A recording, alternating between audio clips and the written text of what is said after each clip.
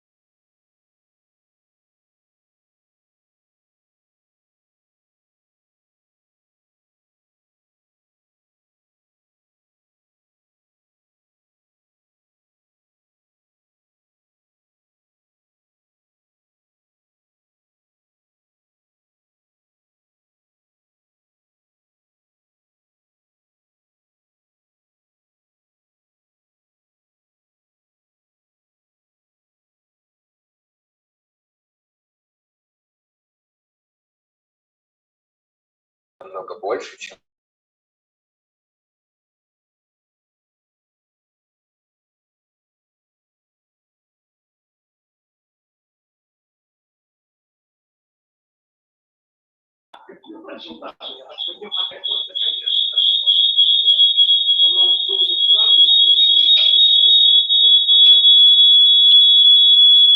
Выключи, пожалуйста, музыку.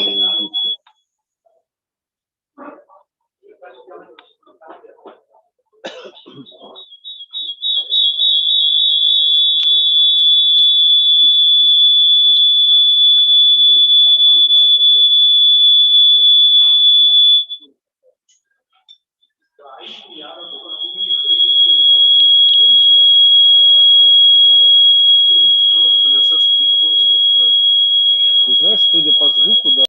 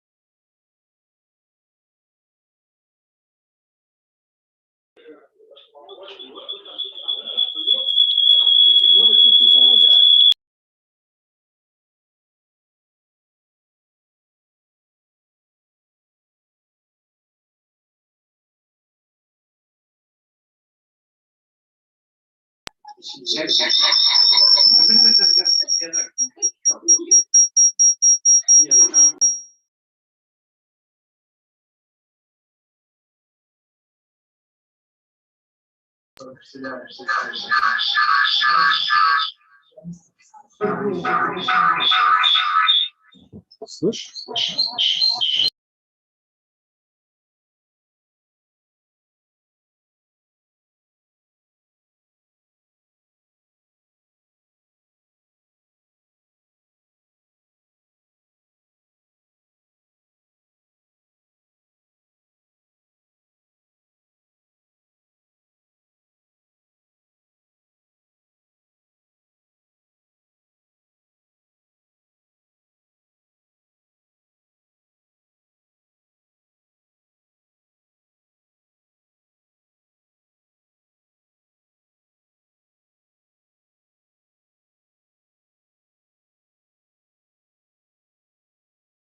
Так очень просто. У тебя начинает играть звук.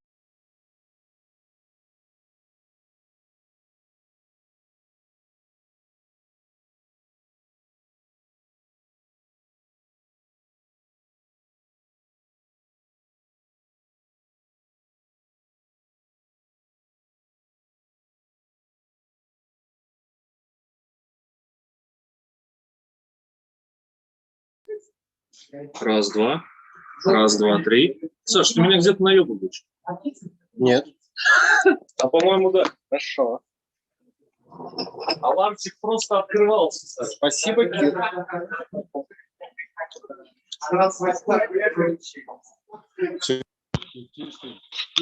Yep. Yep. Is David? He'll come. I was talking to him today. Yeah. We can be two heads in one screen. I'll come. Okay.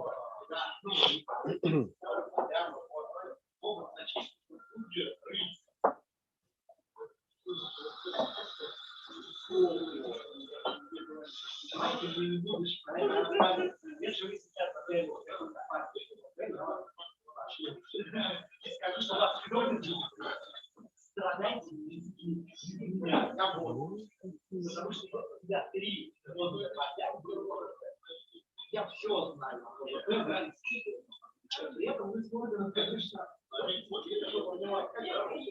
you have another earphone socket? Earphone socket.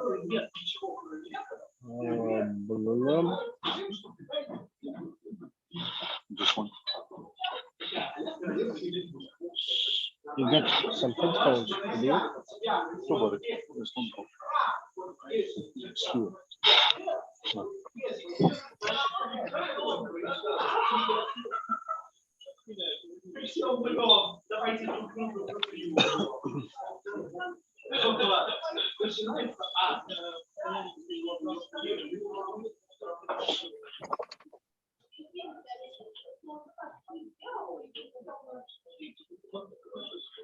Так, друзья, меня нормально слышно?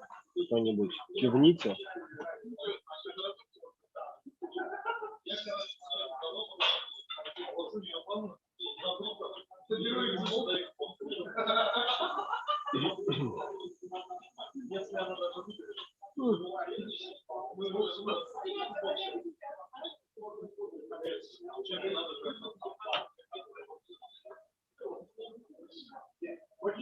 Александр, у тебя... О, Виталик, привет. Виталий, меня нормально слышно? Из лютых понятно? Да, норм. Хорошо.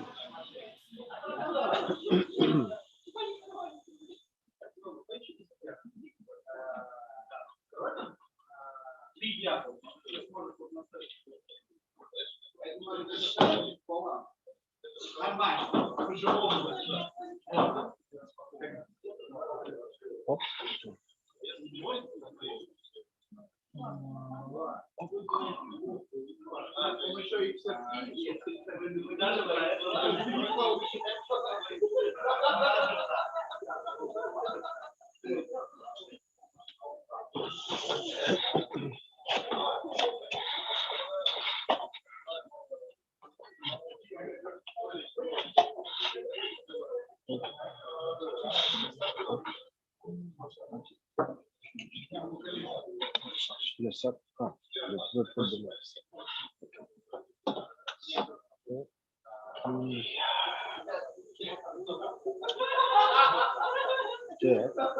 Что, как обычно?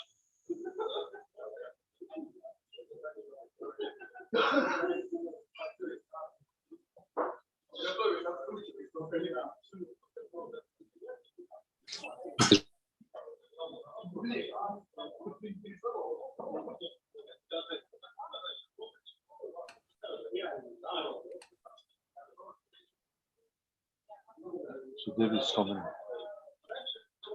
20th, first and 22nd. It's coming for 2 days. Oh, yeah? In Moscow? Yeah, it's coming 20th, 21st, 22nd. Oh, hello, David. Hello, hi, how are you? Frankie, say hello to David. Hello, David. Hey, hi. How are you? How's the weather in Scotland? Cold, wet. It's been like that for a week already. Okay.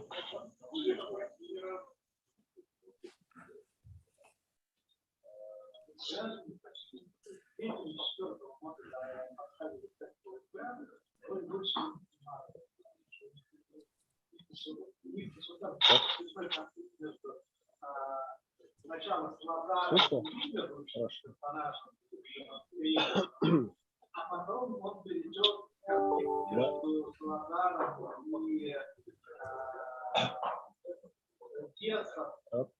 We got the Zoom translation.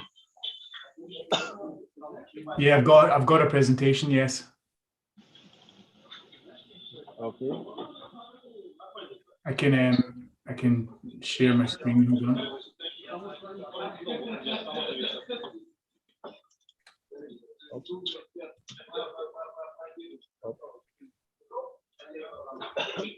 You need to allow me to be the host so that I can share.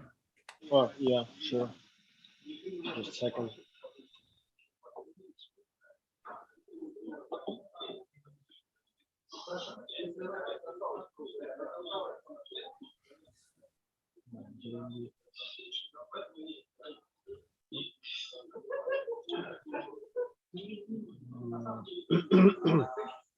Just a second.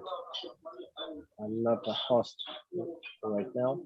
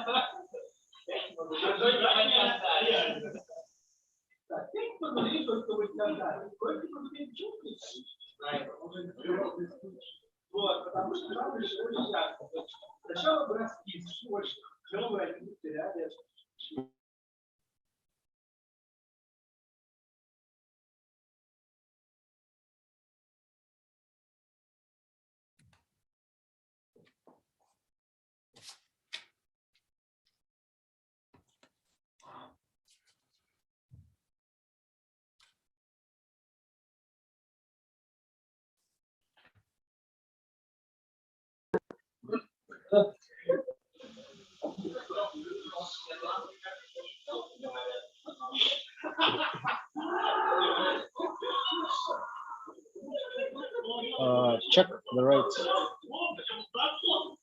Check it, yeah.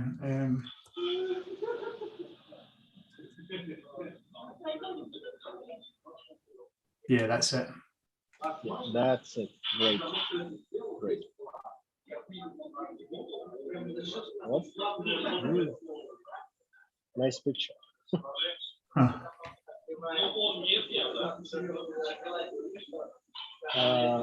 Так, друзья, короткую вещь скажу. У меня просьба следующая. На время самой презентации замьютить все чаты, кроме Дэвида. Если у вас есть какие-то вопросы, пишите их в текстовый чат. Надеюсь, все подготовили правильную посуду и сеты. Тем, кто будет смотреть нас в записи, помашем рукой. Я надеюсь, им все понравится. И, ребят, тем, кому нужен перевод с английского, я прошу написать об этом прямо сейчас в текстовый чат, если требуется. David, I've asked the guys to put the questions through the presentations in the text chat, to mute all the channels, and to ask for translation if they need. Okay, perfect. Before the start. Okay.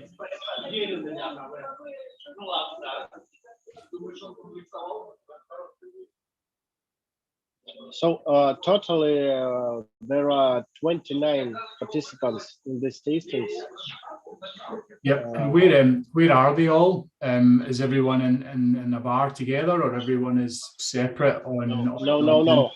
Half of the guys will watch it after the event by the YouTube, because they are out of time, and some of them some urgent business, some things, some issues they have to solve. So here in the bar, it's me and Frankie. Yeah. Frankie, yeah, cool. There he is. Hi, Frankie. Oh, yeah. We've got another guy who's sitting in the next room. He'll join us a bit later. And we got some guys from different cities. There are guys, from Samara, Ufa, Yekaterinburg, and some other Okay. cities. All right. Okay. Wow. That's it. So I guess there no need for translation because no one texted me here. I guess that's okay. That's okay. Mostly people who love whiskey, they do understand English, you know. So we can start, Okay. I guess. Good. Now, Excellent. Well, good evening. And- Good evening, everyone. We'll start the presentation now. So okay, tonight, give me a few words. yeah, please Just, go. so перед нами сегодня выступает Дэвид Линд, это коммерческий директор по европейским и СНГ рынкам Лох Ломонд и Глен Скотти. Сегодня он нам расскажет про 5 лимитированных релизов Глен Скотти, которые доступны в России. Большое ему спасибо за это. Дэвид, go on, I mute myself. Okay. So good evening, everyone. Welcome to tonight's presentation on Glen, Scotia. So firstly, who am I? Well, I work for a company called Loch Lomond Group, and we have 2 distilleries. We have the Loch Lomond Distillery and the Glen Scotia Distillery. All of the whiskies that you will taste this evening are from Glen Scotia. So this is the distillery that we will focus on this evening. I am going to tell you what I think you want to know. So I'm going to tell you a little bit tonight about the distillery. I'll talk about the history of the Campbelltown region, and we'll taste 1, 2, 3, 5 amazing whiskies. You've got a very good lineup this evening of special editions, which is amazing. Of course, if there are any questions, please ask. And as I say, I'll tell you what I think you want to know. But if there are any specific questions or anything people want to know, then of course just let me know, and I'm happy to answer any questions. So I have to do this in English with a Scottish accent. So good luck with that. Frankie's on. Frankie will understand me. He's maybe the only one. But if there's any trouble with the accent, then you can stop me, and I can we can have some translation and things. So I hope that's okay. And I assume everyone has the whiskies in front of them, so that when we get to taste the whiskies, you can actually sample them. I've got my whiskey here as well, so we're in good shape. So let me just get started then. I've put together a small presentation. The idea is not death by PowerPoint. It's just it's quite good, I think, if you can see some pictures and some visuals, and that brings it all to life a little bit. So this is a picture of Glen Scotia Distillery in Campbelltown, and it looks great today, but it's had quite a turbulent history, and it didn't always look this good. It's been making whiskey for a long time, since 1832, so almost 200 years. So it's been making whiskey for a long time, but it's had a number of changes of ownership over the years, and the Scotch whiskey industry is quite turbulent, and it goes through periods of boom and bust, and we'll touch on that a little bit on the history of Campbelltown when we get to that. So this is Glen Scotia, and the first thing I wanted to explain was the region that it's from. In Scotland and whiskey making, there are 5 official whiskey regions in Scotland. There is Speyside, which is the largest. Brands like Glenlivet, Glenfiddich, Macallan. These are Speyside whiskies.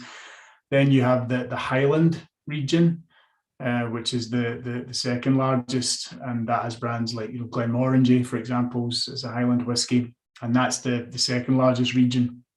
Then you have Lowlands and Islay, and they've got maybe sort of 10 distilleries in each of them, something like that. And you've got Campbelltown, which is one of the 5 official regions, and there are only 3 distilleries in Campbelltown.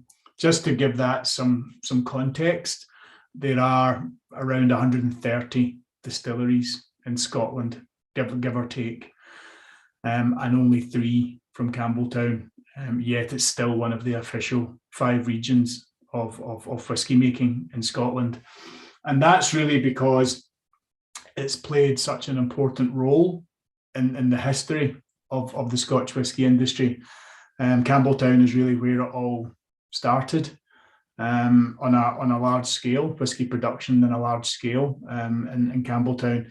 And it's played such an important role in the industry, and that's why it's maintained its position as one of the 5 official whisky regions. Now, there used to be many more distilleries there. In fact, there was 29 at one point, operational at one point, and we'll talk a little bit about the history of that next. But what I wanted to say was, and we'll get onto our first whiskey soon, because I don't want to talk too much before we start having a whiskey. So I've broken it down so that we can drink whiskey and talk at the same time. But what I wanted you to appreciate was, on the map here, you can see the Campbelltown region, the small peninsula that's coloured sort of black or dark grey. And it takes me, I'm presenting to you from Glasgow this evening, on the west coast of Scotland. And even though I'm on the west coast, it still takes me 3.5 hours to drive to Campbelltown. So it takes a long way, because the roads are very winding and there's sheep on the road and everything. So it takes a long time to get there. And so that's the thing. So why was whiskey making, why did it become so prolific in Campbelltown? And it's really because it's the perfect location for making whiskey. It's on the west coast, and the Gulf Stream comes down the west coast, and that makes it a little bit warmer. And there's actually palm trees in Campbelltown, and I know you don't imagine there would be palm trees in Scotland anywhere, but there are actually palm trees in Campbelltown, and that makes it a little bit warmer for growing barley, and so the climate's a little bit better. There's water is plentiful, and there's actually a man-made loch called Cross Hill, and that's the water supply. So there's plenty of water there. The knowledge for whiskey making came over from Ireland, and therefore whiskey making has been happening for generations. So if you go back hundreds of years, before the whiskey industry was regulated and it is what it is today, there was people making whiskey all over the peninsula. So that knowledge has been there for a long time. So really it was there. And I think finally as well, that it's right on the coast, and there's a very deep natural harbour there as well. So when all of the transportation was done by boat, all of the raw materials could come in by boat. Just a Wood, second. additional barley, and all of the goods could leave by boat. So it was a perfect place, a perfect location for the production of whiskey. It had everything, all the raw materials, all the knowledge, and all the source of transportation, goods in and goods out. So that's why Campbelltown became very famous. And I've got just one chart to show you before we taste the first whiskey. Is here. Is if you look here, it started, the first distillery was really in 1817 in Campbelltown, and remember Glen, Scotia was slightly after that. It was 1832, but basically production ramped up in Campbelltown quite quickly until there was almost 30 distilleries there. David, but then David, the 1920s. David, Yeah, can you hear me? yeah, it's quite loud, isn't it? Just a second, just a second. Друзья, нужен все-таки перевод или все более-менее понятно? I'm asking the guys if they really need translation or that's okay. Ребят, реально как бы общий фон-то понятен, да, но есть такие слова, которые мы не совсем знаем, да, и бегать искать в переводе тоже будет не очень хорошо. Поэтому перевод детальный был бы прикольно, несмотря на то, что уровень английского неплохой, основной фон мы понимаем. Ага, okay. So, David, let's go on with the translation. Scottish accent makes and some special words that guys don't know, even if their English is really good. Some specific words they need translation. Okay, so let's go on in this sphere. Yep. Do you want to just translate then the point I made about the 5 regions and the conditions in Campbelltown are perfect for making whiskey? Ну, смотрите, в вводной части речь шла о том, что существует 5 официально признанных регионов производства шотландского виски, из которых примерно 130 дистиллерий занимают остальные регионы. Самый крупный Speyside, потом Highland по размеру, потом Lowland, потом Айла и отдельно признанный регион, который все еще выделяется, но состоит всего лишь из 3 дистиллерий, из 130. Собственно, в этом регионе, в Кэмпбеллтауне, находится Глен Скотия. Вторая особенность Кэмпбеллтауна заключается в том, что его западное побережье омывается Гольфстримом, поэтому там очень теплый климат. Это единственное место в Шотландии, где растут пальмы, например. Прям как в Майами. Еще одной особенностью Кэмпбеллтауна является то, что на берегу 2 веков, 19 и 20, это был самый крупный регион производства виски исторически.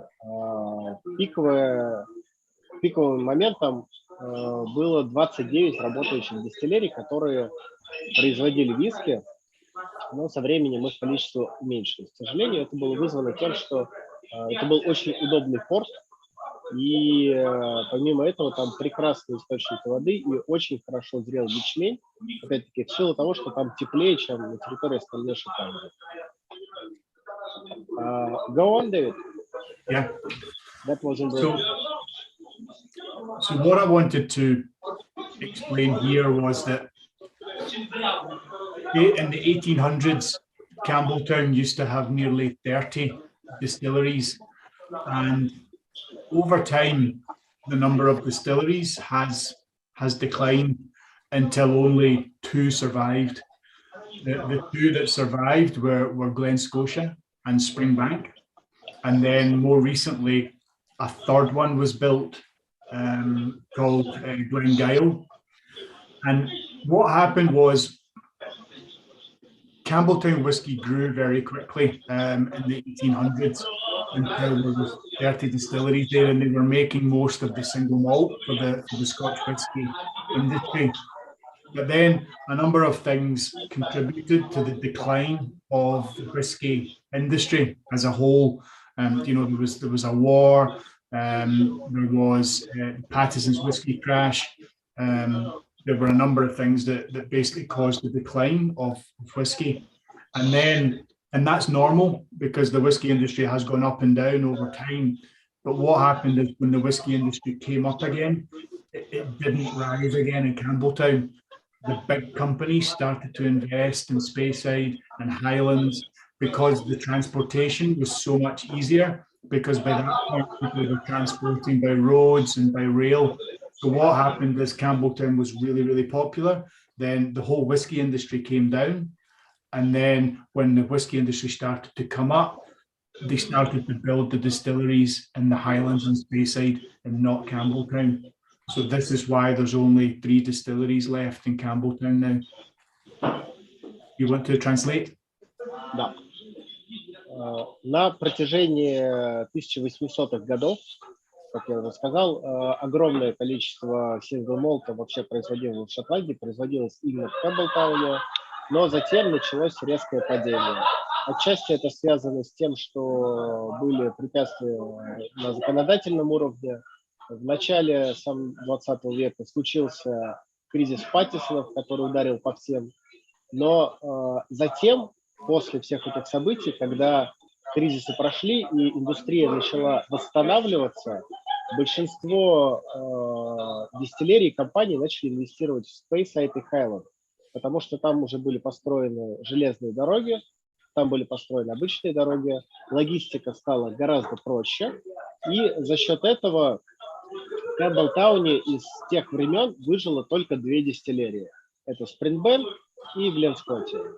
Glen Scotia вот дожила до наших дней. В 2004 году была построена 3-я дистиллерия Glen Gyle, также принадлежащая Литчеллам. И на данный момент в регионе таким образом всего лишь 3 дистиллерии, потому что большинство крупных компаний инвестировали в Speyside и Highland на очередной волне возрождения скотча.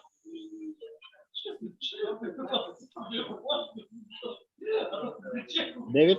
Yep, we're going now to taste the first whiskey, but what I want people to understand is when whiskey was at its peak here, you know, around about the 1850s, 1860s, they made a very particular style of whiskey. It was very rich, very full flavored, and the whiskey that we're going to taste is Victoriana, and this whiskey is made to taste like the whiskey would have tasted back in the 1800s.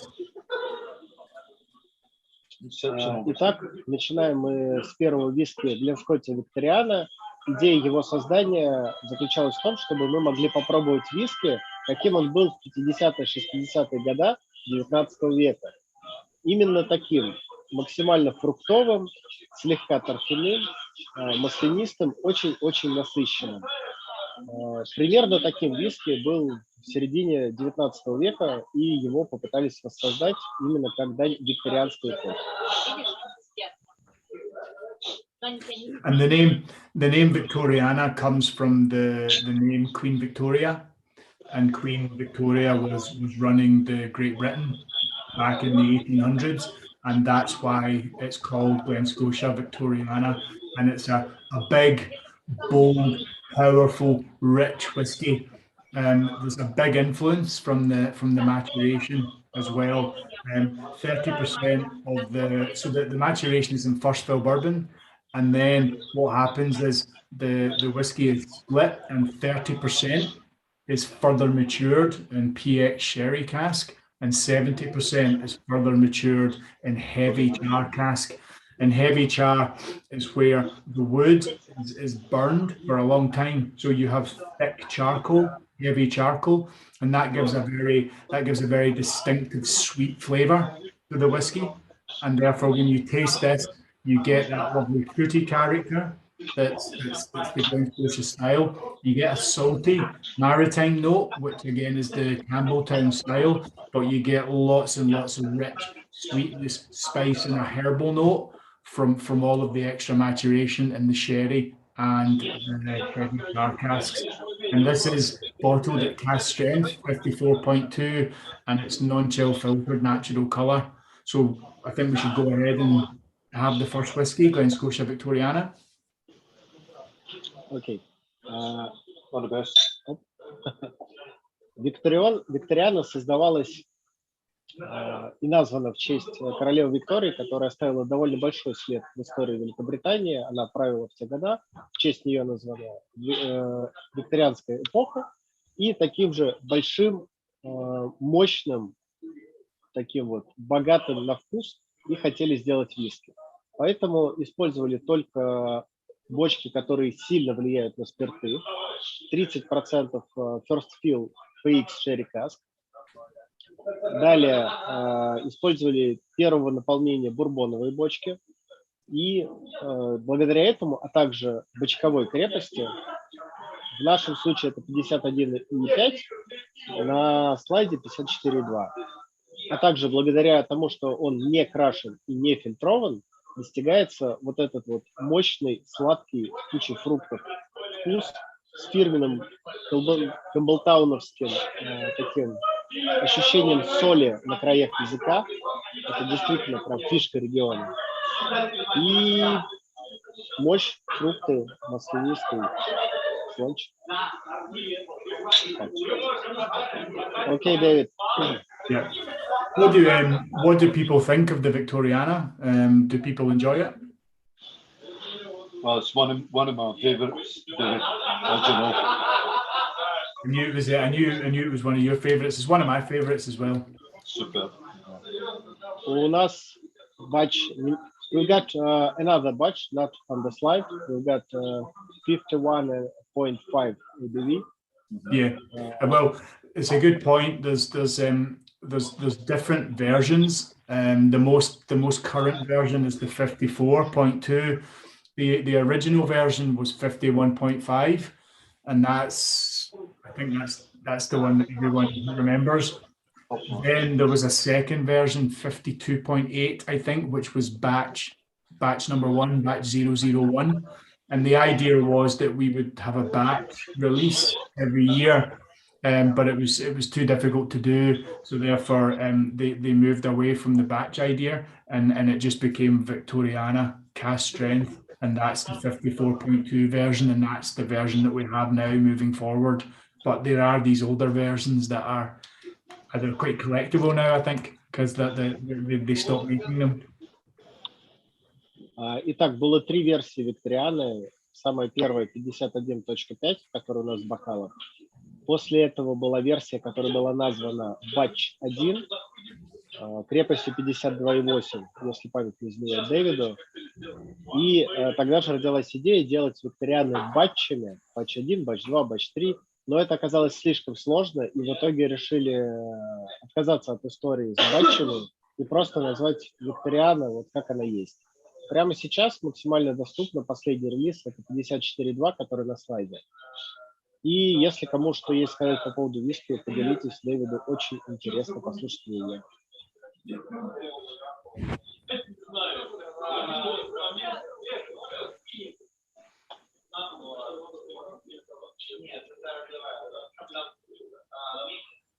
Okay. The guys, they just have no words. That's too amazing. Okay, so I can move on. Yeah. Yeah. So the Victoriana is available all year, every year. So this is part of what we call the core range. And in the Glen Scotia core range, we have double cask, which is we won't taste this tonight, but we have double cask, which is matured in first fill bourbon and Pedro Jimenez sherry cask. Then we have a 10-year-old, a 15-year-old, an 18-year-old, a 25-year-old, and the Victoriana as part of the core range. All of the other whiskies that you will taste now are all limited editions. So you'll taste our festival and seasonal editions, and these are annual releases. So when they're gone, they're gone. So everything you'll taste now is a limited release. Do you want to translate that? Итак, Викториана – это единственный виски из сегодняшнего сета, который входит в так называемый core range, по-нашему основная линейка. Туда также входит Glen Scotia Double Cask, Glen Scotia 15 лет, 18, 25. And could you remind me that 12 years old is the regular release? Glen Scotia? No, there's no 12. There's a 10 and a 15. 10 и 15 лет. And what about the Campbellton Harbor? Yes, that's good point. Yeah, that's part of the core range as well. But it's not widely available in Russia. We only sell it to one retailer at the moment, Daphne. You can imagine how popular this this shop between the whiskey geeks in Russia. We just pray for them. И релиз Glen Scotia Campbellton Harbor, который доступен только в магазинах «Отдохни». который мы все очень любим и ценим. Все остальные релизы, которые мы сегодня попробуем, были созданы одним батчем, и как только их выпьют. Больше таких не будет.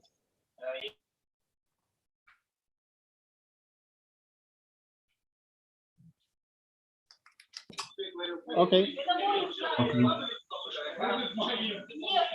So the next one that we'll taste is the festival edition, the Glen Scotia Festival edition, and what it is basically so every year there is a Campbelltown festival.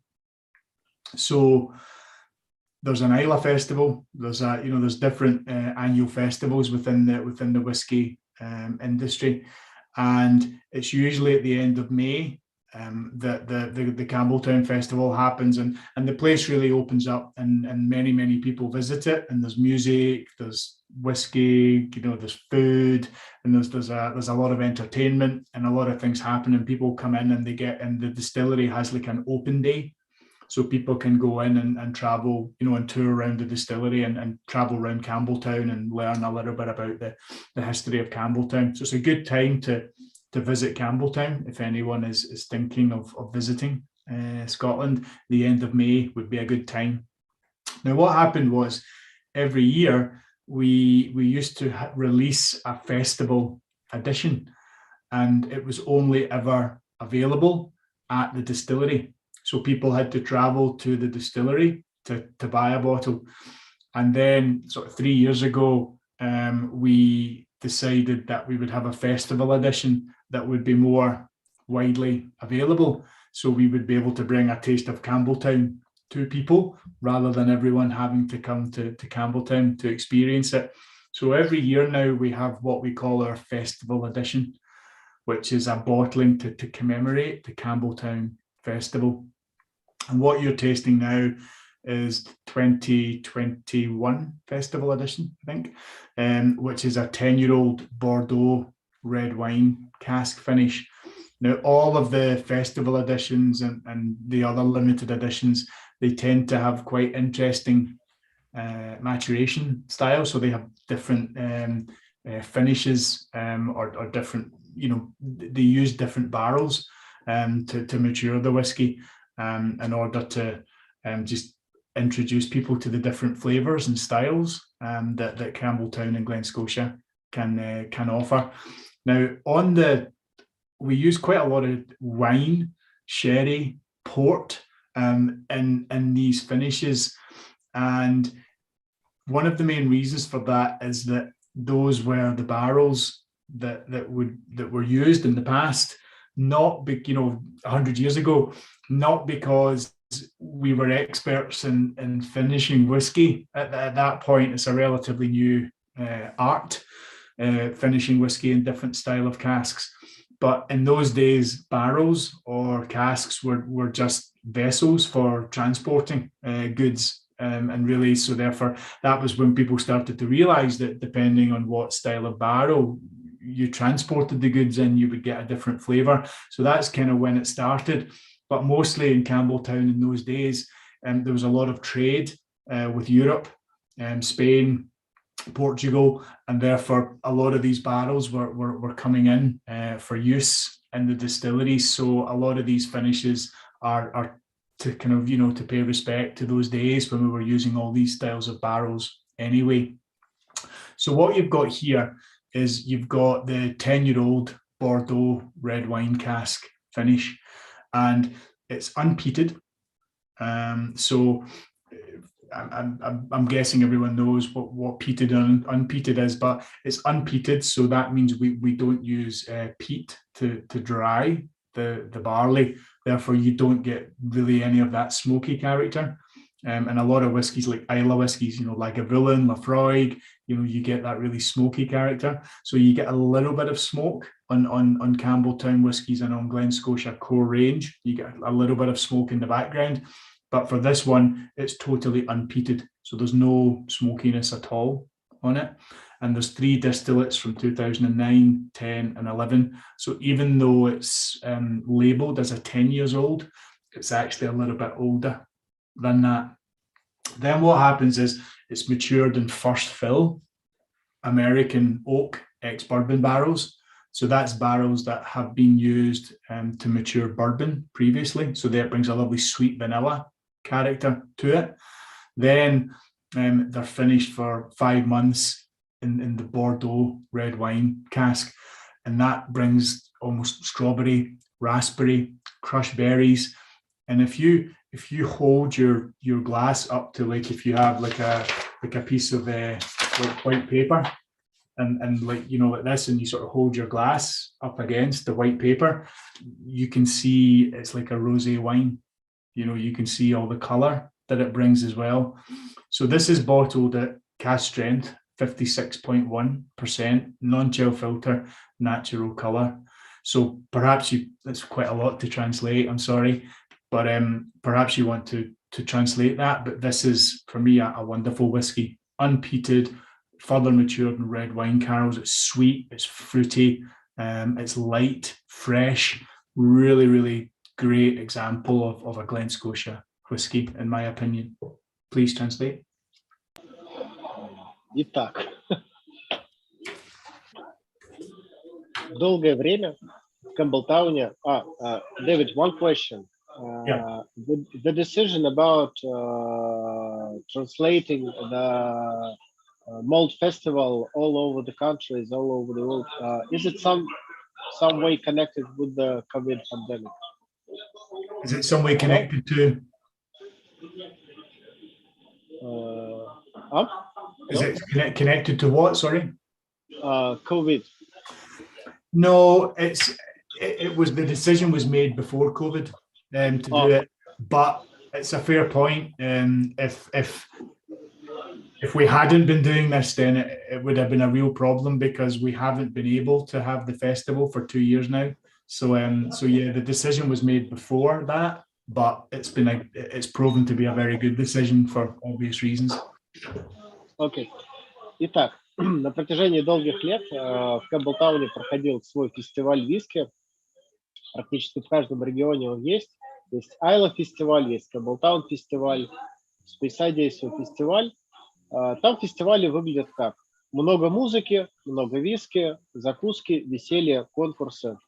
И для каждого такого фестиваля, который ежегодно проводится, обычно дистиллерии готовят какой-то специальный релиз, который так и называется фестивальный, и он доступен только на дистиллерии и только в период проведения фестиваля. Он делается ограниченным количеством, и купить его можно только непосредственно приехав и посетив лично эту дистиллерию. Затем, 3 года назад, то есть незадолго до ковида, но оказалось это очень удачным решением, на Гленскотте решили делать фестивальные релизы и распространять их по всему миру. То есть чтобы они были доступны не только на самой дистиллерии для туристов, но и каждый вообще мог попробовать. Для этого выбирались абсолютно разные бочки, как дань уважения тем временам, когда бочки вообще использовались просто как такая транспортировочная тара. И именно в Камблтауне очень бойко шла торговля между Испанией, между Францией. Поэтому очень много бочек там оставалось, люди в них заливали виски и начали замечать, что оказывается, если в разных бочках повыдерживают виски, он приобретает те или иные свойства. Так зародилась хересная выдержка, портвейновая выдержка и винная. И как дань уважения истории и тем временам, сейчас они экспериментируют с совершенно разными бочками, чтобы добиться разных вкусов, каждый раз интересных, необычных и не повторяющихся. Конкретно сейчас перед нами 10-летний релиз, который выдерживался 10 лет. Точнее как, это полностью не торфяной релиз. Он, в отличие, то есть есть основная линейка, где используется немножко торфа. Весь core range, он такой слегка торфяной. Данный релиз сделан из партии дистиллятов, изготовленных в 2009, 2010 и 2011 годах. То есть на момент бутилирования в 2021 году ему исполнилось 10 лет. Так как скотч его возраст на этикетке, он считается по самому младшему спирту в составе. Но на самом деле там есть спирты и старше, которым 11 и 12 лет. Так вот, эти полностью неторфяные спирты выдерживались в бурбоновых бочках и затем 5 месяцев в ферстфильных бочках из-под красного вина Бордо из региона Медок, как подсказывает мне презентация, после чего их заново гармонизировали уже в рефильных бочках в течение 3 месяцев. Этот релиз, если посмотреть на белом фоне, вот взять кусок бумаги или там на фоне белой стены и взять, вот поднести бокал, вот так вот, Фрэнки, сейчас, give me, видите, чуть-чуть розовый цвет, как будто красного вина. Красное вино дает много свежих красных ягод, малину, ежевику, может быть даже чуть-чуть клюкву. Мощный релиз, сделанный на крепости 56,1. И, да, повторюсь, спасибо Glen Scotia, что они решили транслировать свои фестивальные релизы по всему миру, и мы можем их теперь попробовать. Что скажете? Okay, no comments, so we can go on. And David, thank you from Russian community for advance for bringing the malt festival all over the countries. That was a great decision. Good. Yeah, I agree. So what I'm going to do, if it's okay, is I'm just going to talk a little bit now about the production process, and then we'll taste the final 3 whiskies. Will that be okay? Yeah. Just so that people can see inside the distillery and understand a little bit about what makes Glen Scotia different. Can you translate that so people are aware of what's coming?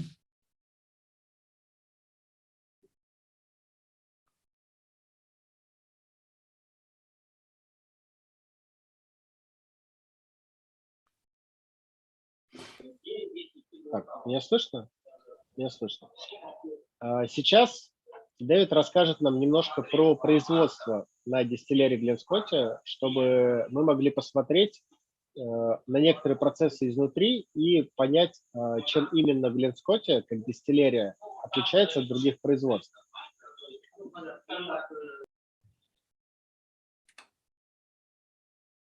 Okay. So what we've got is in the middle here, we have these very classical shaped pot stills, and they're what we call onion shape. So they have that very kind of sort of wide, short, squat base, and the quite a short line arm up and over. So that creates quite an oily style of whiskey, and that's one of the reasons that Glen Scotia is such a full-flavored, full-bodied whiskey. You know, it's not light and delicate like a Speyside, you know, or you know, it's not very floral like Glenmorangie. You know, Glenmorangie has very, very tall stills, and it creates a more floral style of whiskey, much lighter in style. The Glen Scotia stills are quite short and quite wide in that onion shape, and that's what creates that heavier, full-flavored, oilier style. And when you drink Glen Scotia, you get all of that flavor around your mouth, and that's that oiliness, you know, that comes from the stills. If you look here, right, for example, let me pour a dram here, right? If you look at this here on the glass, and you can see how oily it is on the side of the glass. You know, the oiliness goes down here, and it's the same as wine. You know, the same sort of idea. You know, you sort of get legs, or in Scotland we would say angel's tears, because we're more romantic. but that is an indication of how heavy or light the whiskey is, and you sort of get it's a heavier, oilier style whiskey, and most of that comes from the shape of the stills. Do you want to translate that, or will I keep going? Yep. Одна из особенностей Гленскотти заключается в перегонных кубах. Обратите внимание на форму, довольно приплюснутое основание, довольно широкая, короткая шея. Таким образом, спирты, которые производят эти перегонные кубы, они очень маслянистые, тяжелые. То есть здесь нет такой легкости, как в Спейсайде или как у Гленморранджа, у которых, напротив, шеи очень высокие. Нет, здесь мощные, ароматные, такие маслянистые спирты, которые дают всю полноту аромата. И если вы покатаете виски по бокалу, например, можете посмотреть на ножки. То, что у нас называется ножки, у коньяка, у вина, у виски шотландцы романтично называют слезы ангела. И таким же образом можно оценить, насколько плотные вообще мясистые виски, да, которые у тебя просто всю полость рта заполняет ароматикой. Напротив, если виски легкий, не маслянистый, ножки или слезы ангелов не будут быстро исчезать, но и, соответственно, он не будет настолько бить ароматикой по рецепторам. Тут каждый выбирает для себя сам.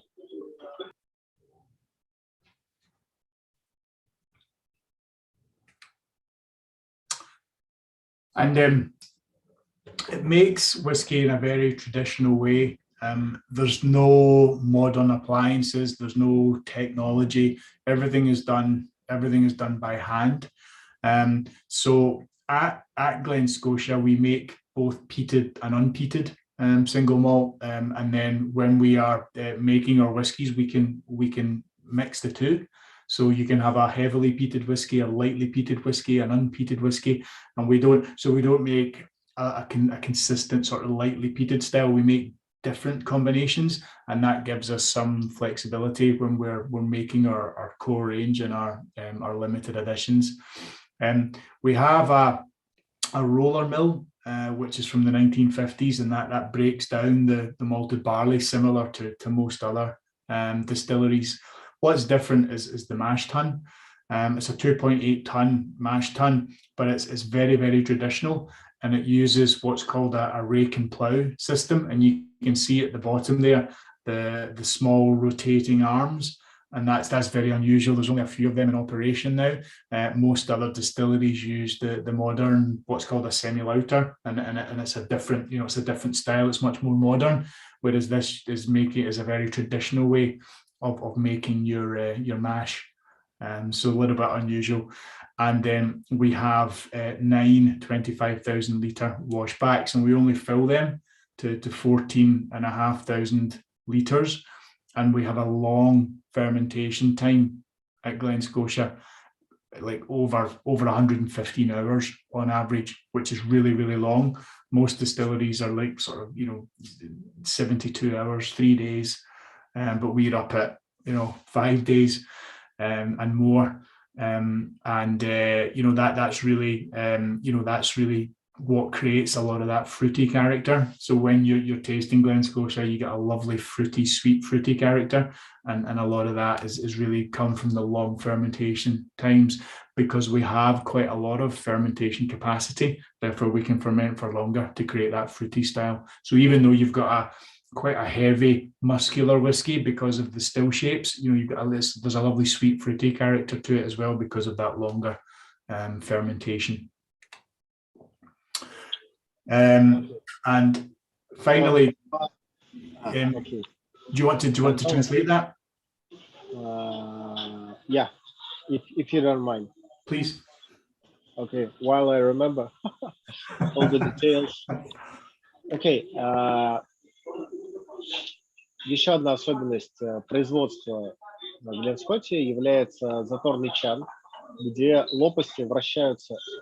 David, could you repeat about the mash tun? What's the unusual? Yeah, it's the style of mash tun. So when you have the mash tun, you mix together the barley and the hot water to create the sugars that are used for fermentation. And we have at the bottom, we have what's called a rake and plough system. So basically it acts like a plough. You know, when a farmer is ploughing a field, it works in the same principle. It turns over and ploughs up the barley and water to mix it together. But that's quite a traditional style of mash tun. There's only maybe 2 or 3 distilleries that have these rake and plough mash tuns. They're all old-fashioned, and most people have modernized. But at Glen Scotia, we've kept a very traditional mash tun to keep that same flavor of whiskey that we make. Итак, традиционное использование систем затора. Вот чан, где видите, из большой трубы вылетает струя горячей воды вперемешку с раздробленным солодом. Такие системы сейчас уже редко используются, многие модернизировались, но это то самое практически ручное производство, которое до сих пор сохраняется на Гленскотте. И второй момент касаемо затора, точнее уже следующего этапа, это ферментация. На Гленскотте процесс ферментации занимает 120 часов и более. То есть это этап, когда дрожжи работают с затором, расщепляя сахар на алкоголь и углекислоту. Чем дольше строится этот процесс, тем больше фруктовости и такой, то, что Дэвид сказал, мускулистый виски получается, такой прям мощный, но в то же время очень фруктовый, именно благодаря очень долгой ферментации. На большинстве производств среднее время ферментации составляет 72 часа. У этих ребят почти в 2 раза дольше. И традиционная мельника Bobby Mill, которая была установлена на дистиллере в 1956 году. И вот уже сколько получается? 66 лет работает. Чудесные технологии. Нам бы такие на заводах. Также они производят, точнее как, Дэвид? Yeah. Do you produce the malt by yourself, or do you buy it from some other suppliers? We buy it, yeah. It's the only thing we don't do, but we don't grow any barley, and we don't malt our own barley. We buy it from what's called a maltster, and they prepare everything for us, and to our specification, but we buy it. Okay. Единственное, что там не делают вручную, это не выращивают ячмень и, соответственно, его не солодят. Они его закупают, но закупают по разной спецификации. Это может быть слегка торфяной солод, абсолютно не торфяной солод. И дальше закладки разных пропорций солода по торфлёности в заторный чан дает некую вариацию для такой простор для фантазии, для экспериментов с в том числе различными стилями виски. Они могут делать как абсолютно не торфяной, как у нас сейчас в бокалах, так и сильно торфяной, как у нас будет последний, и средне торфяной, как, например, Викториана. Okay. Okay. And once we go through that process, then so we mix the barley and the water together, the hot water to create the sugar. We add the yeast to create the alcohol, and we ferment for a long time to create fruity flavors. Then we distill it in the onion-shaped stills. We have a very slow distillation, and therefore you don't have a lot of off notes or volatile alcohols in there, because it's almost like you're boiling at a very, very slow rate. Therefore, it's a very smooth distillation process, and you don't get any of the larger, more volatile alcohols bubbling and boiling over, because it's done in a very controlled way. We also take a very narrow cut, so that means only the best quality spirit gets up and over and gets used for our whiskey. Only the best quality gets put into the receiving tank and gets filled into barrels. So all of this is what contributes towards making a very high quality whiskey, but a very particular unique classical style of whiskey, which is the Campbelltown style. And really the point we're making is that we make whiskey in a very traditional way, right? Nothing has changed here in 100 years, and I mean nothing. And it's quite interesting because usually whiskey would be casked at 63.5% alcohol, but the guys at Glen Scotia, they do it at 63.4. And you say, well, why? And they say, well, we've always done it that way. We've always done it. We don't want to change. You know, then something might happen, something might be different.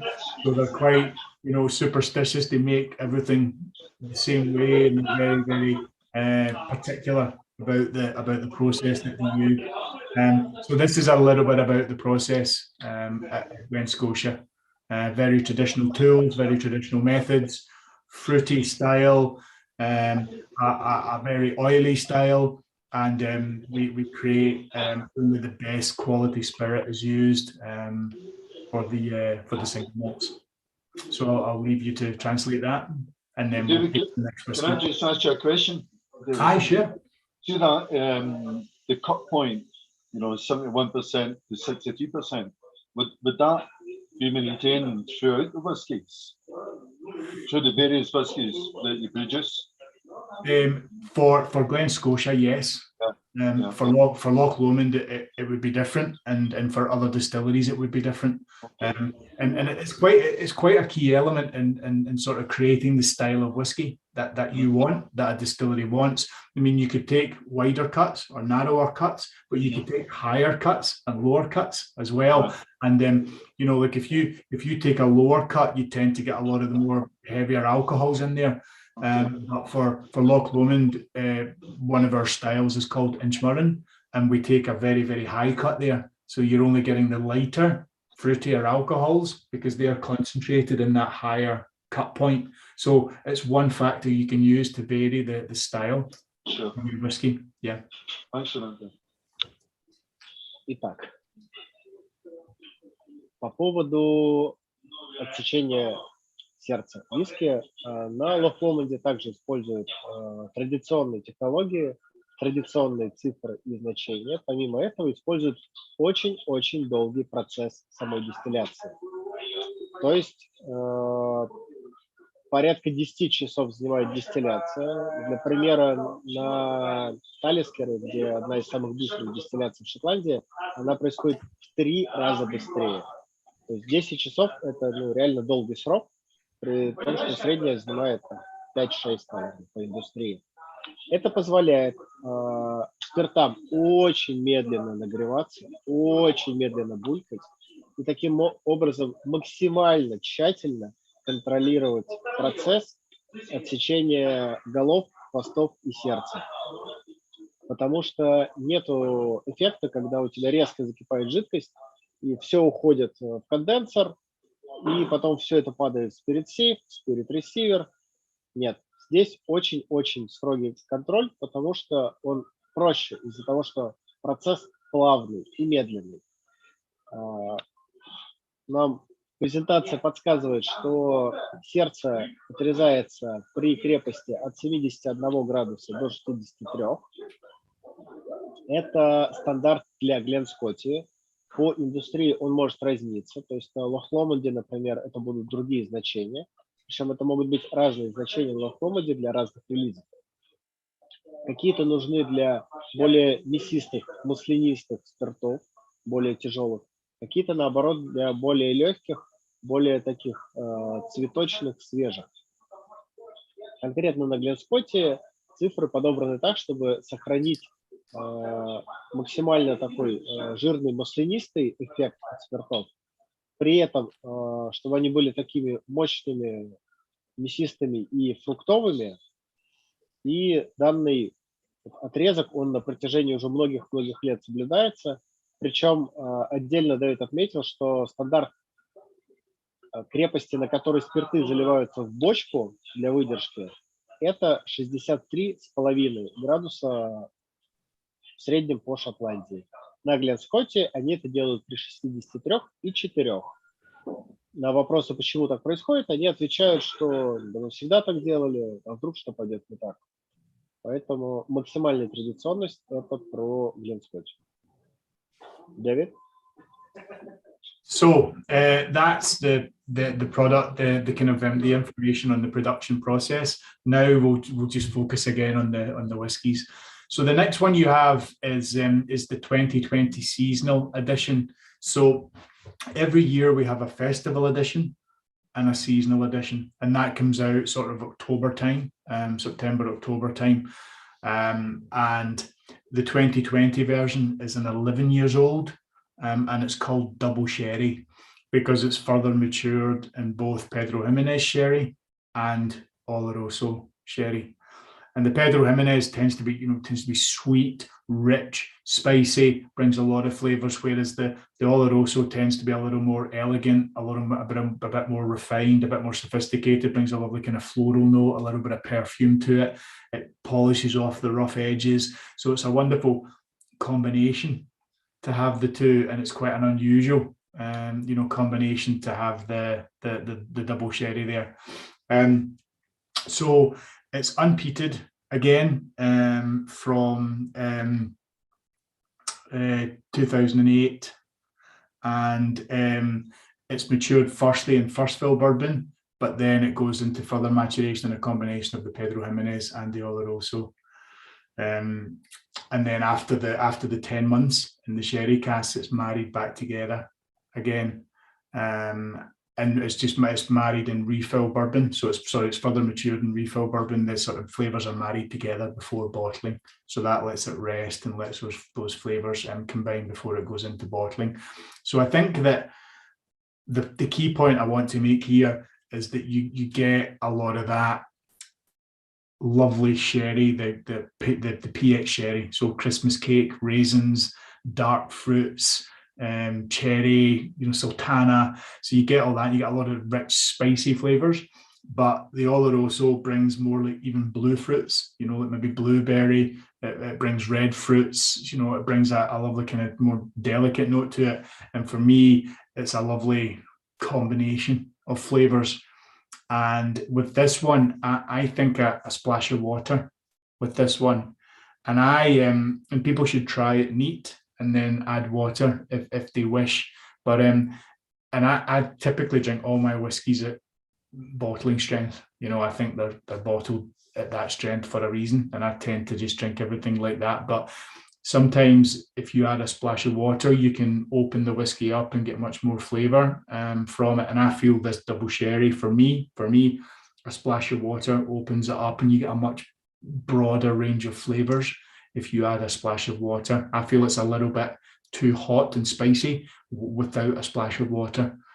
So that's my recommendation. So I hope everyone enjoys the 11-year-old double sherry. Итак, третий релиз, который мы пробуем, 11-летний Double Sherry 2022 года, 2020, прощения, Seasonal Edition. Double Sherry назван потому, что для его созревания использовалось два типа бочек из-под хереса. Из-под хереса Oloroso и из-под хереса Pedro Jimenez. Pedro Jimenez дает много специй, изюма, очень сладкий, очень такой, может быть, даже как жженый сахар. Вот эти все элементы, они от Pedro Jimenez. А Oloroso, наоборот, дает некие такие более спокойные, как Дэвид сказал, голубые фрукты, может быть, сливы или чернослив, голубика, blueberry. И конкретно этот релиз, он такой ассоциируется, может быть, с кануном Рождества, с рождественским пирогом, с кексиками, с пудингом. Но по поводу конкретно этого релиза рекомендация Дэвида капнуть чуть-чуть воды. Потому что, несмотря на то, что сам он предпочитает употреблять виски на той крепости, на которой виски был бутилирован, потому что наверняка на это была причина, если бутилировали именно при этой крепости. Конкретно в случае с Double Sherry стоит добавить воды, потому что это может открыть дополнительный слой, широкий прям слой ароматов, которые скрыты за слишком агрессивной крепостью И его рекомендация именно пить его с капелькой воды.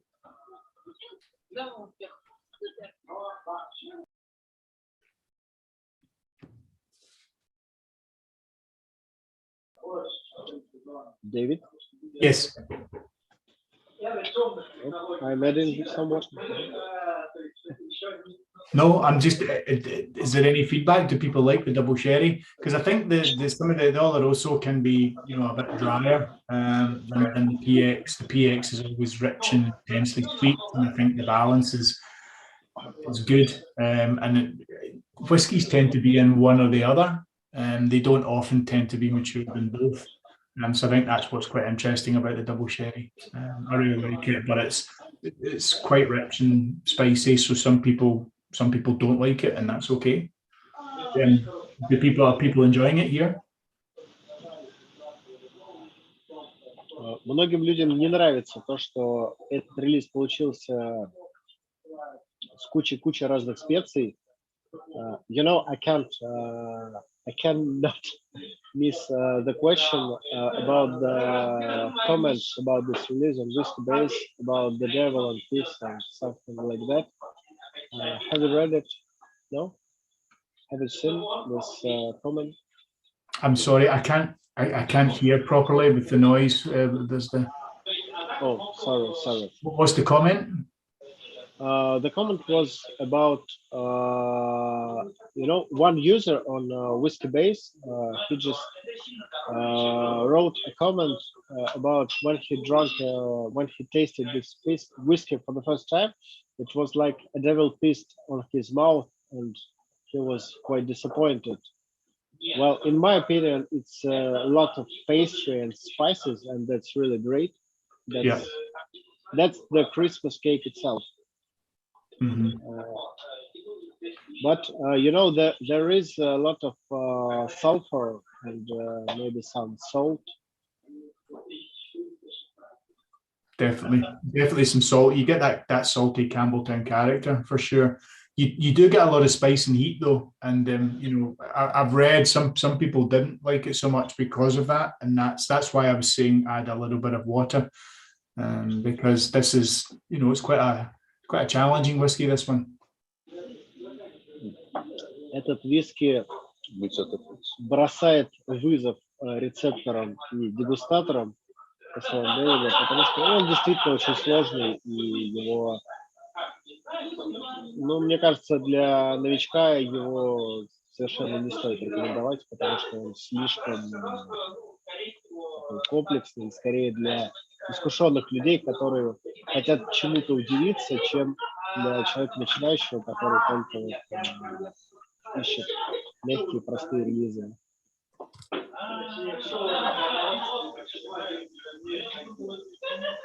So people text me that it's a good drum, and it's even better with water. Yeah, I've just replied to that in the chat. Someone saying it needs some water, and I agree. I think it's like without them, you only taste a small amount of the flavor on this. When you add the water, you know, you get so many more flavors. You can start to really taste all of the different, you know, fruits and spices and herbal notes that come from the sherry, and that's and the lovely nutty character. And so I think that's why a little bit of water is good. Okay, so we can move on then with the next dram. And this is the 2021 seasonal edition, seasonal release. And this is 12 years old, and this is the one that I have here. This is the Campbelltown cross here, by the way. It's a cross, a physical cross that sits in Campbelltown, and that's where the design comes from. But this is 12 years old, and it's a combination of 2009 unpeated spirit and a little bit of 2001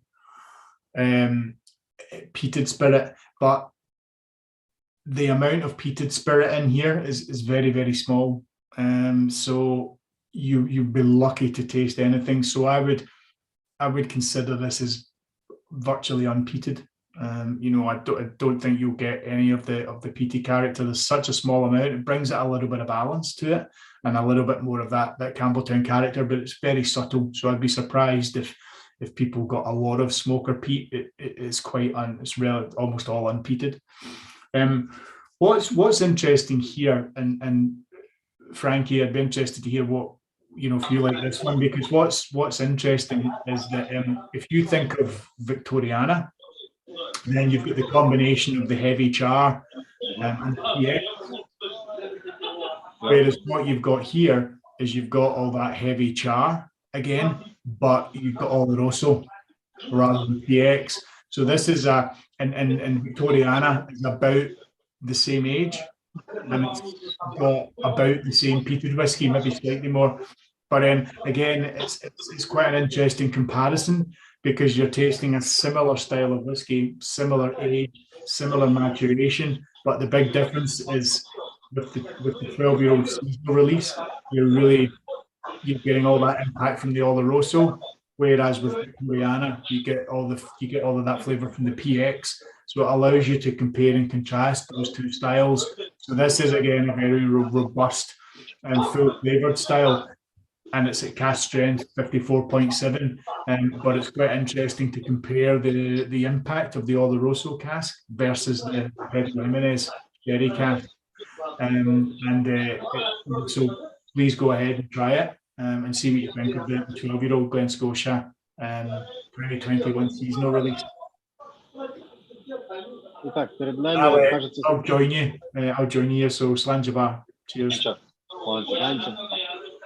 Перед нами, кажется, самый любимый из всей линейки релиз Дэвида. Здесь использована комбинация спиртов 12-летних, абсолютно не торфяных 2009 года производства и немного сильно торфяных спиртов 2001 года, то есть которым уже 20 лет. Финиш 35% финишировано в сильно обожженных американских бочках, и 65% это фоксхеды Oloroso первого наполнения. На протяжении 12 месяцев, затем все это один месяц гармонизировалось.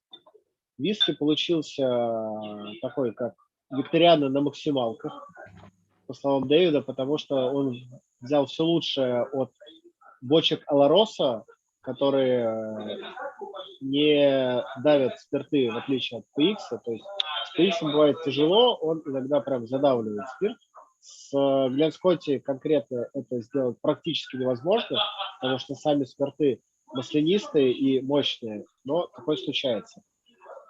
А сильно обожженные бочки дают ему такую некую древесность, уголек, и все это в комбинации получается вообще великолепно, вот как викториана на максималках, такая улучшенная версия. На коробке вы видите Campbelltownский крест, это часть дизайна. David, could you tell us more about the Campbelltown cross? What is it? Yeah, it's carved out of stone, and what it was Campbelltown used to be, or Scotland used to be a very religious place. You know, it was a very God-fearing place, and there used to be as many churches as there was distilleries, because alcohol production was seen as bad, so people would produce alcohol then go to the church to get rid of their sins. So it's a stone cross, a kind of Celtic style stone cross, and it was placed there to show that they were sort of God-fearing Christian people, and it's been kept. And even though the location of it has changed, it's been moved to a different place in Campbelltown. It's one of the sort of longest-lasting pieces of history in Campbelltown. And you can go and see it today in Campbelltown. You can go and see the cross today. So it was done as a symbol of Christianity in Campbelltown, and it's been there ever since. Итак, про крест Campbelltownский чуть-чуть поподробнее нам рассказал Дэвид. Это еще из тех времен, когда Шотландия была очень религиозной страной, но по-прежнему производящей очень много алкоголя. И в целом рутинным процессом было сходить на работу, произвести алкоголь, сходить в церковь, отпустил грехи. На следующий день повторил. И крест, конкретно этот кельтский крест, их было несколько по Кэмпбеллтауну, в данный момент уже не осталось ни одного. Это такая вот историческая ремарка, такой реверанс в сторону истории производства. This is it here. Oh. So where is it now?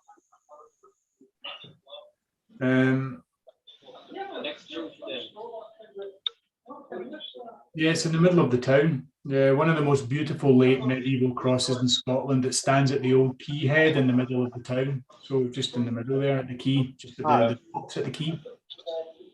То есть я вас чуть обманул, недопонял Дэвида. Один сохранился, он стоит прямо в центре города. Вот фотографию с телефона он показал только что. It was carved in about 1380. 1380. Wow. Говорят, что его возраст с 1380 года. То есть почти 700, 660 лет.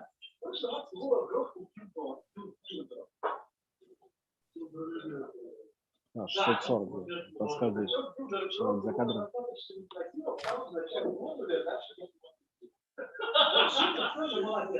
It's an interesting whiskey, David.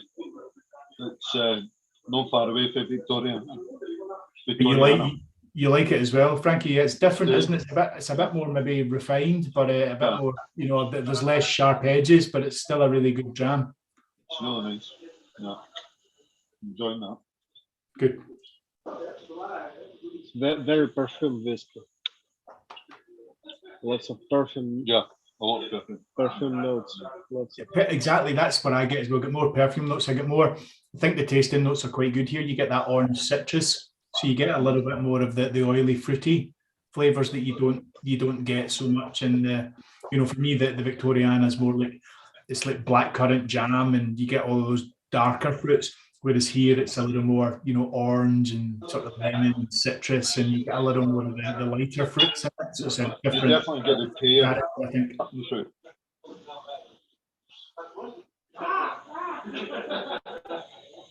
Так, если в Викториане гораздо больше таких прямых косых углов, то этот виски такой как будто более очищенный.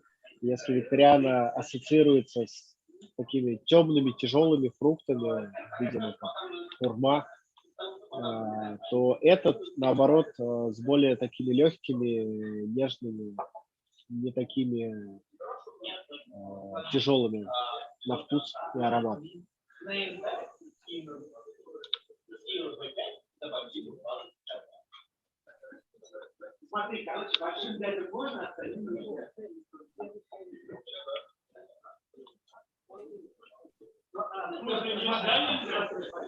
Great. There's a comment in the comment box that talks about pine as well, and I think that's a good note as well. I get that as well. I get that in the pine character. Could you repeat it? There's some problem. In the chat, there's a comment talking about there's like a pumped up Victoriana. There's the comment. Interesting comparing with the other styles, and there's talking about a pine note, and I get that as well. Like, you know, pine. It's like a type of wood, like pine, P-I-N-E, and I get that as well. Well, you know, we've got lots of pines in Russia, so we know what we're talking about. Okay. So why don't we can move on to the final whiskey then, which is the 2020 festival edition, the 14-year-old Connie Port cask finish. This was the first edition, the first ever festival edition that was brought to Russia. The previous one was never brought to Russia. So this is the first one that came in. And there was only a few hundred bottles came in. So this is going to be quite a difficult find, I think, in Russia, this one. And it's a lot of people say this is their favorite. So it's a really nice whiskey. So it's 14 years old. But it's slightly older again. It's all peated, so you get much more pronounced smoky peaty character. There's distillates from 2004, 5, and 6. So as I said, it's overaged. So remember, the age statement is the age of the youngest whiskey, but there's a 15-year-old and a 16-year-old whiskey in here as well. So it's matured in refill American oak hogsheads, medium char American oak barrels, and first fill bourbon. So it's a combination of the three of them. And then it's finished for 8 months in first fill tawny port.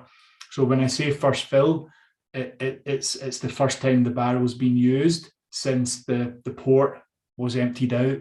Therefore, you'll get a very pronounced character from a first fill tawny port. So you've got that Campbelltown character, oily, nutty, fruity, salty. Then you combine it with the sweetness from the first fill bourbon and the refill American oak, and then then you get the tawny port hogshead, and that brings all of that sort of, you get the apple crumble, the raspberry, forest fruits. So you get a lovely kind of rich, sweet spice from the tawny port. And again, this is bottled at cask strength, 52.8%. So I'd be interested to see what people think, but you'll get a much more smoky character. You get a much more sort of dry, sweet, fruity, nutty character from that tawny port. And this is a little bit older as well. This is 14 years old and it's overaged. So go ahead and enjoy it. Unfortunately, I've finished mine. I don't have that one here. So I'll keep drinking the 12-year-old. But I'd be interested to see what people think and if they like this one. But this has been a big favorite of people's, I think. Итак, последний релиз, который мы с вами пробуем, это был самый первый релиз из фестивальных, который доехал до России. Он создан из дистилляции спиртов 2004, 2005, 2006 годов. Только сильно трофяные, это сразу чувствуется. И здесь идет финиш в бочках из-под тони, портвейна тони. Таким образом, соль, орехи, маслянистость и фрукты спиртов Campbelltown сначала забирают сладость, ваниль, вот эти вот фрукты легкие из бурбоновых бочек, а затем на 8 месяцев помещаются в хоксхеды из тони портвейна, оттуда вытягивают уже лесные ягоды, сушеные фрукты, вот эти все винные темы, и таким образом получается интересный, сбалансированный аромат, который, возможно, для многих, особенно любителей торфа, станет чемпионом сегодняшней дегустации. Крепость 52,8. Всего 7 тысяч бутылок было произведено, это было сделано 2 года назад, поэтому сейчас такое достать довольно сложно. Наверное, возможно, но не факт. И Дэвид сказал, что свой экземпляр этой бутылочки он уже допил, но ему очень интересно, что люди скажут по поводу конкретно этого релиза.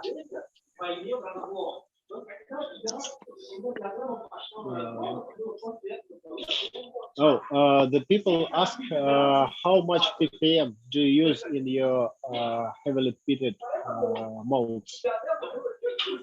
We use 50 ppm in the heavily peated malt.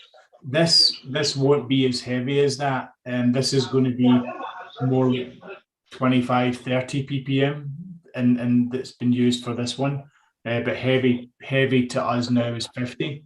Medium is 25, and that's what we produce. But the peated distillates from a little while ago, they would be called heavily peated, but they wouldn't be as heavily peated as 50. It would be more like 25, 30. Okay. Так, ну, ppm 30-25 у спиртов, которые именно торфяные заявлены. And what about Victoriana and regular style? How much ppm do you use for them? It's difficult to measure because remember I said that we make peated and unpeated. So for Victoriana, 95% of the whiskey is unpeated and 5% is peated. But we distill peated and we distill unpeated, and then we blend the peated and unpeated together after maturation. So basically 5% of the whiskey is like 50 ppm. So you know, it's difficult to give an exact answer to that. It's hard to tell. That makes sense because there's two things you can do. You can basically have a very low peat level in terms of your ppm on the malted barley, or you can blend peated and unpeated whiskies together, and that brings down the peaty flavour of the whiskey and brings down the ppm in the liquid. I mean, the ppm of the liquid will be very low. You know, you can measure ppm in terms of the malted barley that you use, or the ppm in the liquid itself. And we only use 5% of 50 ppm malted barley, so that the ppm in the liquid will be low. So I would say the influence of peat in Glen Scotia is quite subtle. Вообще, по поводу многих релизов сложно сказать по поводу уровня ppm, из-за того, что они используют разный баланс, разный процентаж торфяных и неторфяных спиртов. То есть они не делают замес из солода, в котором замеряется ppm, и после этого дистилляцию, после этого выдержку. Они делают дистилляцию отдельно торфяных, отдельно неторфяных, и затем уже после вызревания делают из них бленд, чтобы получить тот или иной релиз.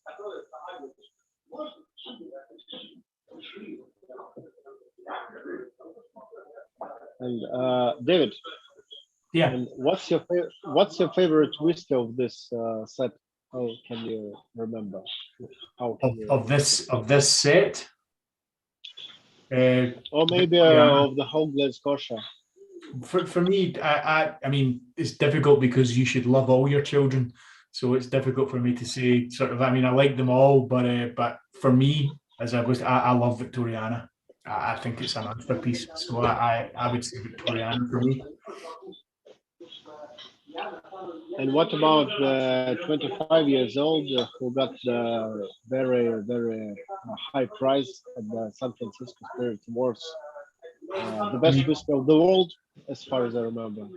That's right. Yeah. I mean, last year was an amazing year. We were voted the best whiskey in the world with Glen Scotia 25-year-old, and then we were voted the distillery of the year. And no other distillery has won both of those awards in the same year. So it was a huge year, and pretty much all of the Glen Scotia now is on allocation. So we can't supply enough whiskey now to meet the demand. And so we were almost at that point. And then after the two awards last year, that's it. Everything is on allocation now.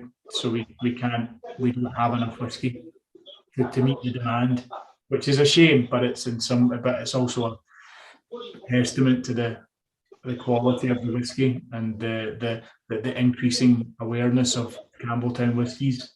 So in a way, it's a good thing. Well deserved. Thank you.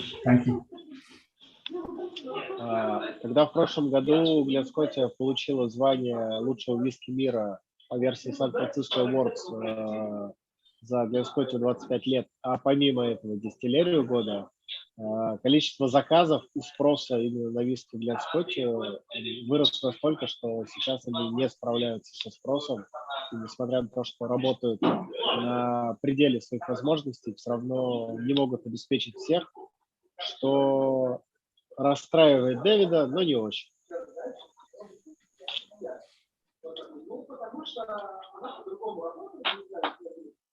Друзья, напишите, пожалуйста, в чатике, кому какой из сета виски больше всего понравился. Интересно зачитать варианты, посмотреть.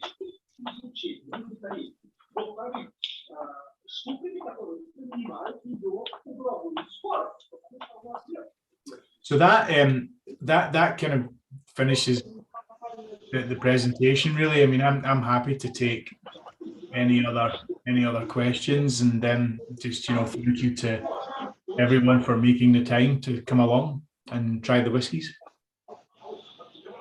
So David, thank you very much. We really appreciate that you managed to devote us these hours of your time.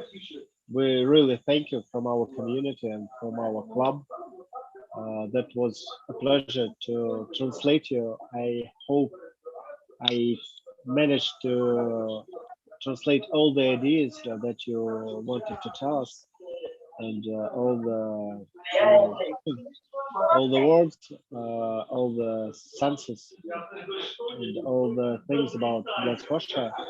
That's really,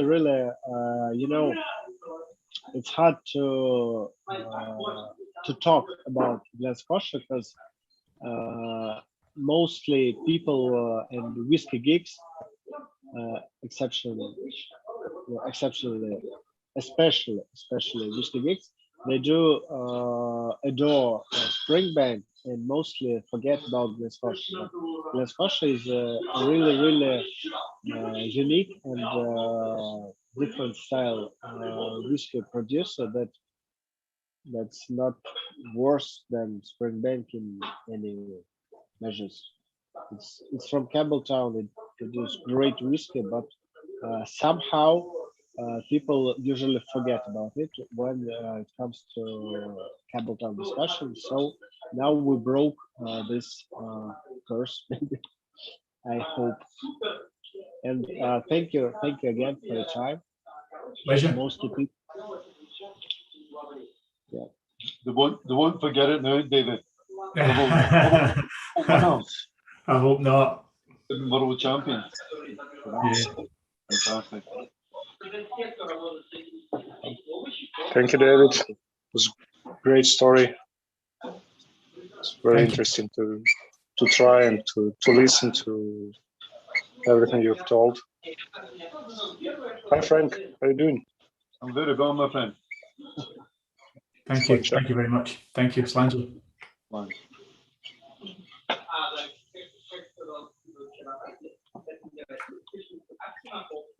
So that's if there's any question. Different people like different releases. As far as I see from the chat. That's the good thing about it, I mean, that's the good thing about these releases is it allows us to experiment with different things, and that's the nature of whiskey, isn't it? It would be a boring place if we all liked the same whiskey. So it's good that everyone likes the different ones. Sure. Okay, and could you tell us about maybe some plans about expansion to the Russian market? Maybe some new releases, maybe some extra points of sale, maybe some distributors or something like that.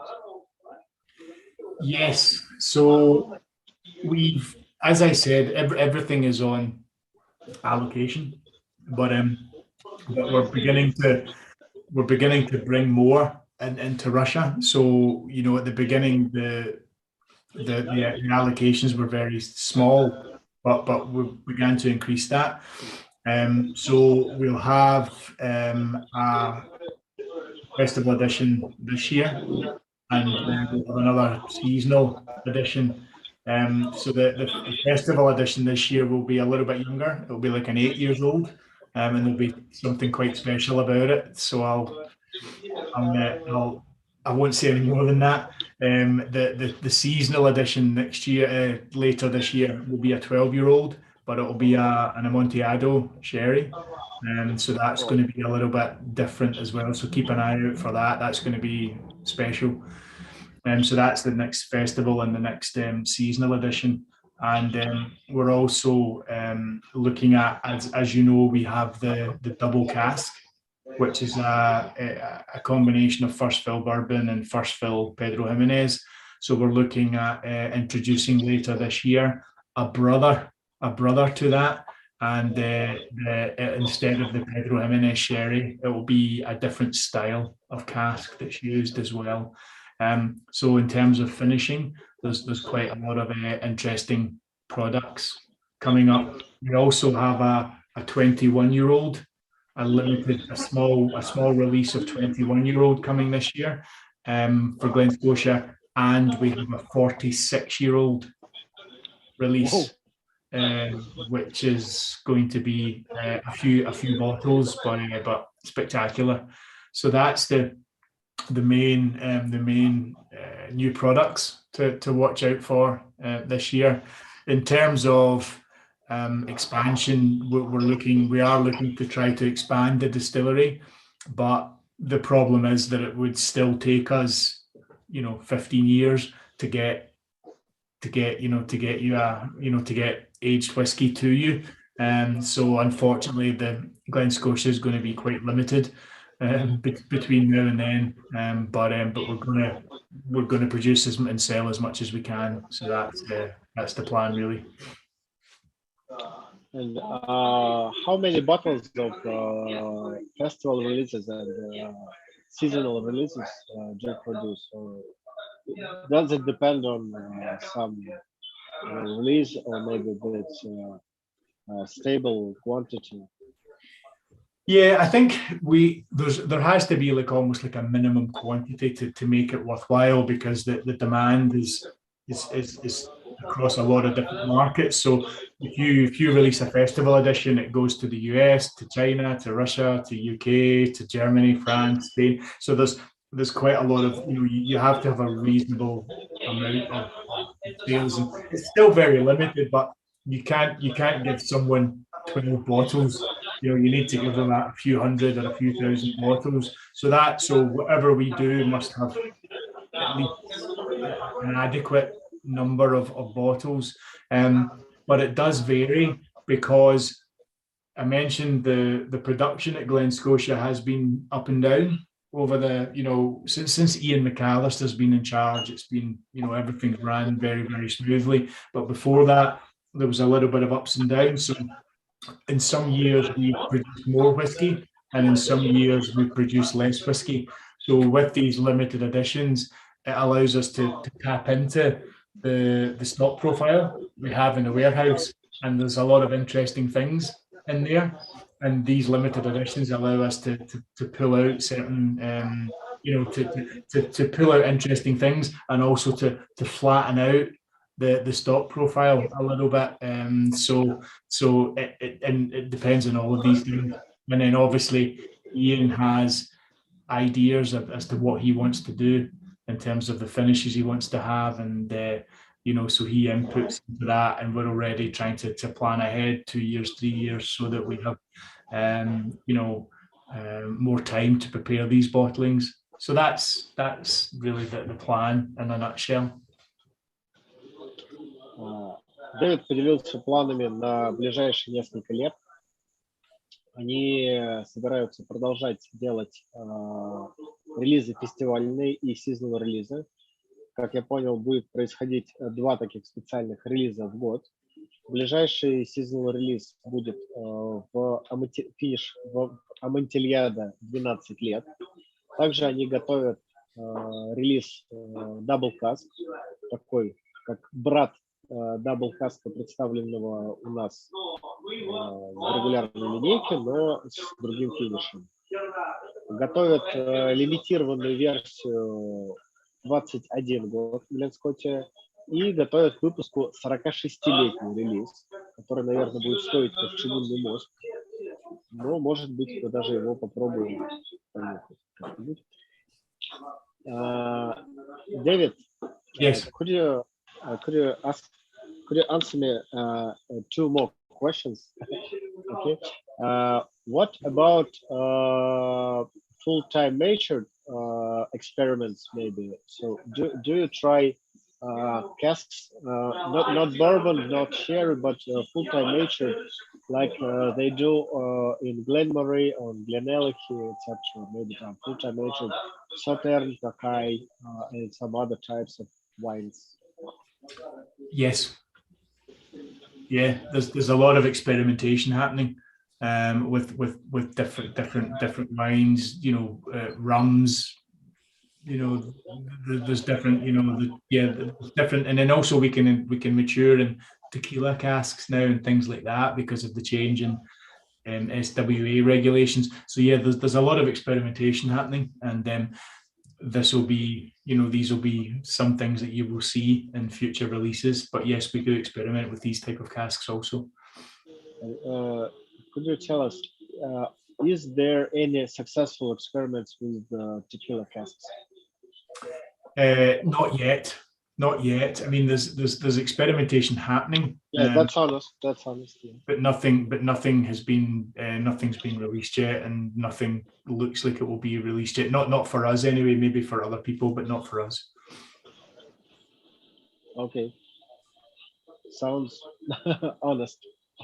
Okay, and so, друзья, если у кого-то есть еще какие-то вопросы к Дэвиду, их можно задавать, я переведу.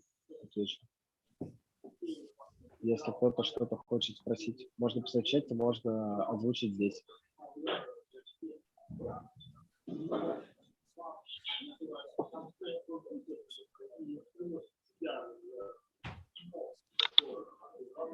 Okay, I guess we finished with the questions.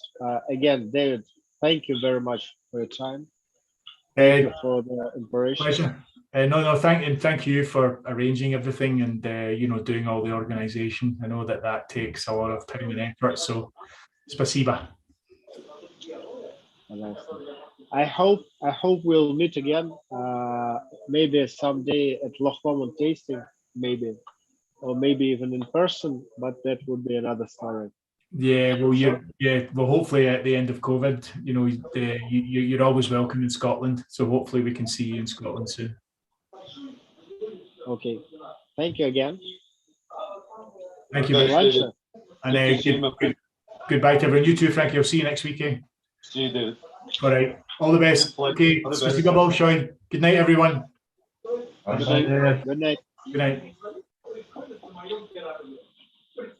Так, на этом официальную часть я предлагаю завершить. Заканчиваем запись в ютубчике.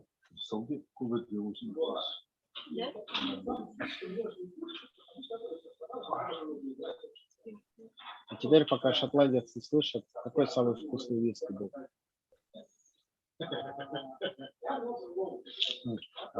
Слушай, мне, честно говоря, больше всего винный понравился. Четвертый был прикольный. Мы его тогда пили на джуре. Очень понравился четвертый и второй. Ну, прям второй, четвертый вообще был. При этом четвертый еще в СТ доступен. Ну да. Я могу хоть завтра забрать себе. Да, с нами, кстати, сегодня наш, точнее, мой менеджер, который обеспечивает оба бара